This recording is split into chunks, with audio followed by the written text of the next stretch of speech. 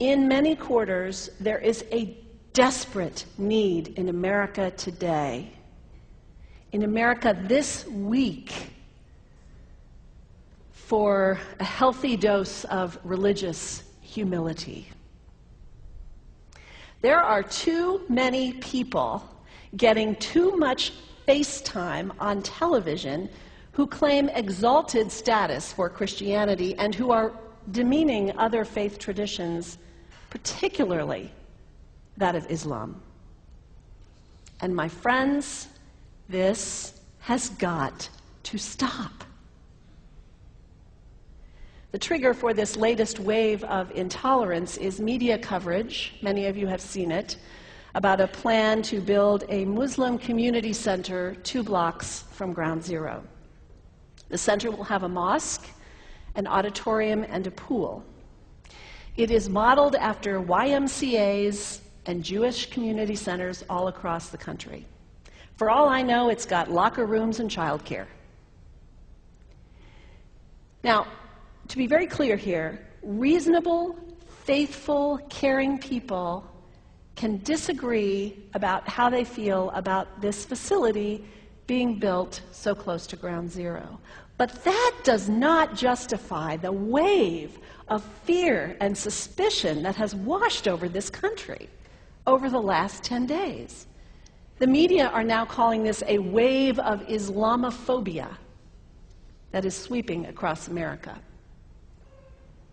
I saw a story this week on CNN about a minister in Gainesville, Florida, who has declared September 11th of this year Burn the Quran Day.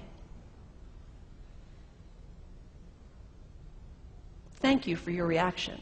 That was mine. This guy is a minister at a non-denominational church called the Dove World Outreach Center. He said all kinds of disparaging, insulting, inaccurate things about Islam that I'm not going to repeat from this pulpit. His message is about hate and fear, and I can assure you there is nothing in the Gospels, there is nothing in the teaching of Jesus Christ that says anything about burning the holy texts of other traditions. It is not there. The proposed burning of the Quran is obscene.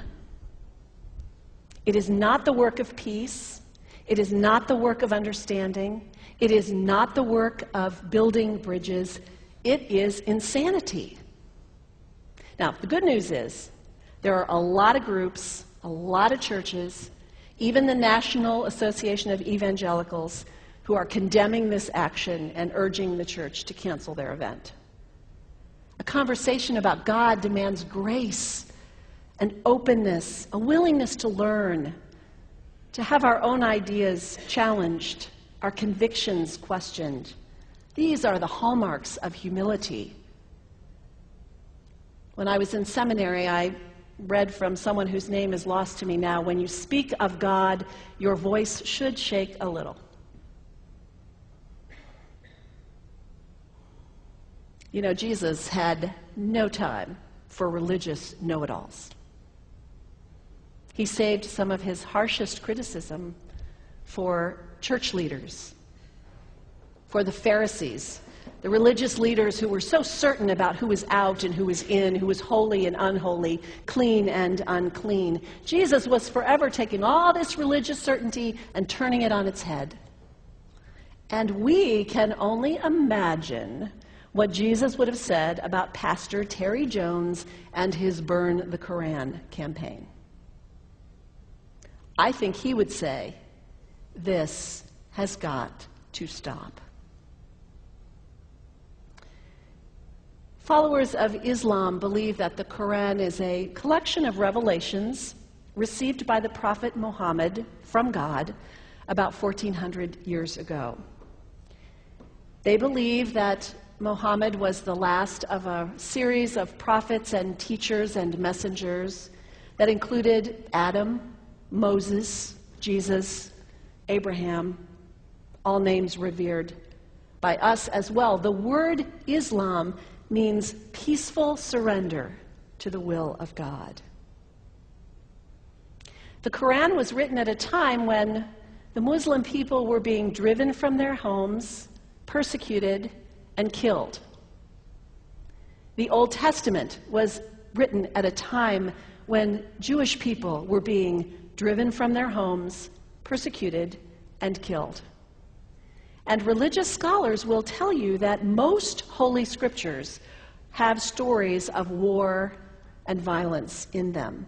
Throughout history, most faiths have used these texts to justify violence. And if there's anyone in this room at this moment who's thinking that I've got it wrong, after church today, pull out your Bible and look up Psalm 137. And you'll see that our own text has passages that can make us uncomfortable. But also, like the Bible, the predominant message of the Quran is of peace and care and loving God, justice, care for the neighbor, care for the stranger. In the Bible, we have thou shalt not kill. In the Quran, we have whoever kills another, surely he is killing all of humanity. And whoever saves the life of another, surely he saves the lives of all humanity. These are words of peace, words of faith, words that could save the world if we would take them to heart. The second thing you can do, the next time someone sends you one of those emails demonizing Islam, delete it. Don't forward it. Don't participate in the stereotyping. Don't give in to your fear. It's okay to be a little afraid. We all have those emotions. Just don't give in to it. Don't sign on for it. Don't focus on this tiny group of extremists who commit acts of violence. Focus on the hundreds of millions of Muslim people in the world who are people of faith, whose priorities and concerns and families are not so different from your own. And third, when you think of Muslim people, think of individuals. Think of the professor at Ohio State. Think of the engineer at Honda. Think of the teacher at the elementary school down the street. When you think of Muslim people, remember those who died on 9/11, not the hijackers. There was only a handful of them. Remember Mohammed Sunhami Hamandi. He was born in Pakistan. He came to the United States as a small child with his parents. He played high school football. He went to college. He became a part-time ambulance driver. He died, this Muslim young man, on 9/11, trying to rescue people and save lives. When you think of Muslim people, remember Mohammed Salahuddin Cloudhurry. He was a waiter at Windows on the World, which was at the top of the World Trade Center. He died that day. His wife had their baby 2 days later. When you think of Muslim people, remember Rama Salih. She was a woman, 28 years old. Her neighbors described her as fun and outgoing and generous. And she died on American Airlines Flight 11, 7 months pregnant with her first child. Remember the founder of the Islamic Circle of North America, who worked in the World Trade Center and also died on September 11th. That same group now is giving away tens of thousands of copies of the Quran in response to the campaign about burning the Quran. In the language of their own tradition, they are spreading words of faith and peace and hope. One of the ladies at the 8:30 service this morning said to me after, maybe we should declare September 11th, buy a Quran and read some of it.